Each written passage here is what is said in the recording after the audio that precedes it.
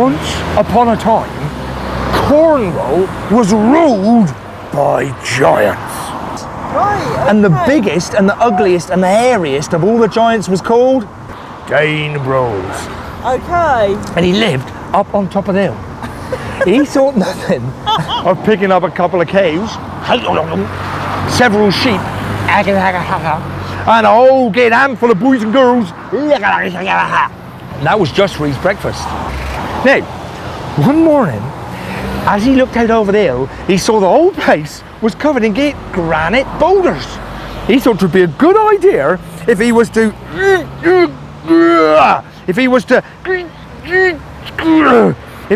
pick up all these great granite, and he built himself a great giant's hedge all the way around the hill.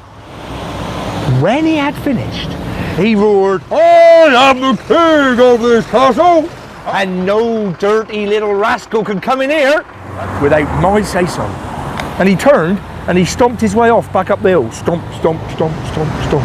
Now, when he got up the hill, standing there was a little woman. He says, "Wife, bring me beer." She has to do exactly what he tells him. That's what it's like, isn't it, dog? So she brought him the beer. Lager, lager, lager, lager, lager, lager, lager. When he drunk the beer, tired after all that hard work, he lay down for sleep. Very soon, the giant snores were echoing out across the valleys.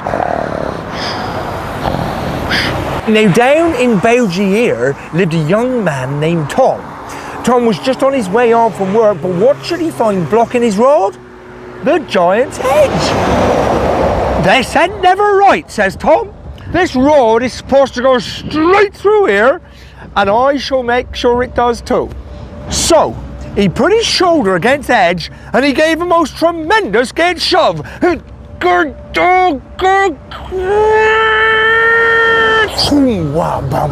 edge came down with a huge great thump, and Tom walked on down the road singing himself a song. "'Twas down in Albert Square, I never shall forget." The song trickled into the ear hole of the sleeping giant. Her eyes they shone like diamonds. One great big airy eye opened. And the evening it was wet, wet, wet. Two great big airy eyes opened. And her hair hung down in curls. Yes, it did. She was a charming rover. We rode all night in the pale moonlight away down to La Mona.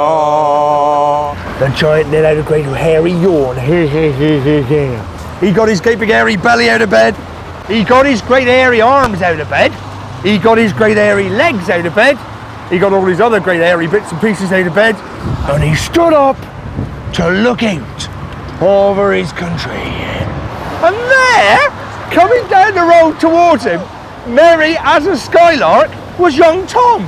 "Oh, you impudent little scrub! What do we mean coming in here disturbing my rest?" shouted old Dane Bros. "I," says Tom, "am on the road, and not you nor nobody twice your size is gonna put me off it. So you may keep your breath to cool your porridge." "What?" bellowed Dane Bros. "You saucy young whelp! I'll drive ye out of here quicker than you came in." "Donny craw too soon, my cock," says Tom, "for I interfere to thee." You see, what Dane Bros didn't know is that Tom was the champion wrestler for the whole of Cornwall.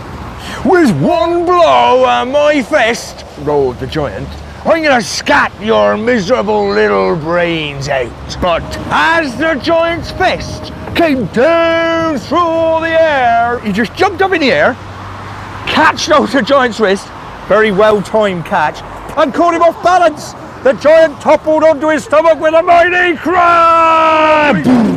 "Come on," says Tom, "that was far too easy. Let's have another hitch." "Oh, my poor belly," groaned Dane Bros. "I'll kick the little blighter from here to the moon." But as the great airy boot came screaming through the air towards Tom's head, Tom catching hold by the ankle, and with a well-timed boot to the other shin, he caught the giant off balance backwards this time. Now, the giant got up very slowly. Oh, my poor insides. Oh, my poor outsides. Oh, my poor backsides. Dame Bros puffed himself up to his full height, let out a mighty yell and charged at Tom, waving his arms and rolling his eyes. Tom was not impressed by all that hot air. He just leapt up, grabbed the giant by the jacket, pulled him down, and with a mighty crash, put him on his back. The giant fell across a sharp rock. Tom heard his backbone go crack. My, how that giant hollered and howled. Hush, I'm bleeding, says Tom. I'll plug your wound with a bit of turf. You'll be right as red to once. And Tom began kicking up grass and earth and shoving it into the giant's wound to stop the bleeding. "'Tis no use," groaned the giant. "I fear I shall kick the bucket. But before I die, with me final breath, I shall do you a favour, because I like you. Oh, for your fair play and courage, Gwarry Weg, you Gwarry Teg, they say in old Cornish language. Up in my castle, there is gold, you can have it. There's silver, you can have it. There's tin ore, just waiting to be dressed enough to last you a lifetime. You are a rich man, Tommy. You're a rich Tommy. You're a rich Tommy.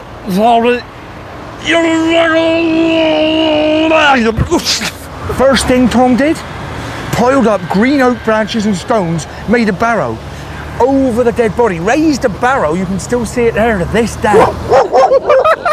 Then, off up to the castle, and what did Tom find? Silver, says Tom, I can have it. Gold, 'tis all for me, says Tom. Tin ore, enough to last me a lifetime. I'm a rich man, says Tom. I'm rich, I'm rich, I'm rich. Standing there in the castle ring was the finest looking woman that Tommy had ever seen. Hello, she said. Who are you? I'm Tom, says Tom. Who are you? I'm Joan, says Joan. Where's my husband? Husband? Dame Bros, the giant. Well, the thing is, I've very slightly killed him. Killed him? You never did. Did too. Thank you, Tom.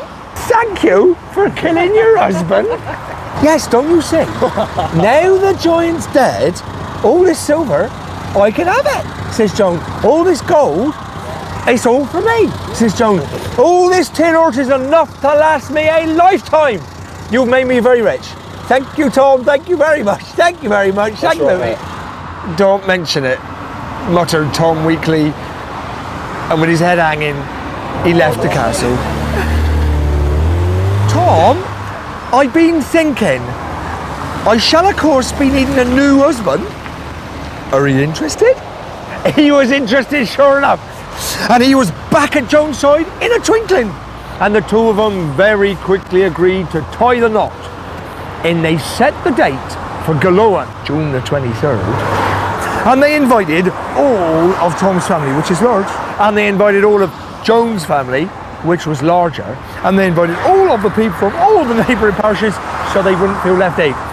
And the eating, and the drinking, and the singing, and the dancing to the bagpipe music went on all night long. So, if you should happen to be in Cornwall and can get through the traffic jams on the 23rd of June, you make sure you head up to the hilltops to join in the midsummer fun. Yeah! Hi, my buddy! What's she like, you? Hi, boy! Right on! Having a good day? You got it, man.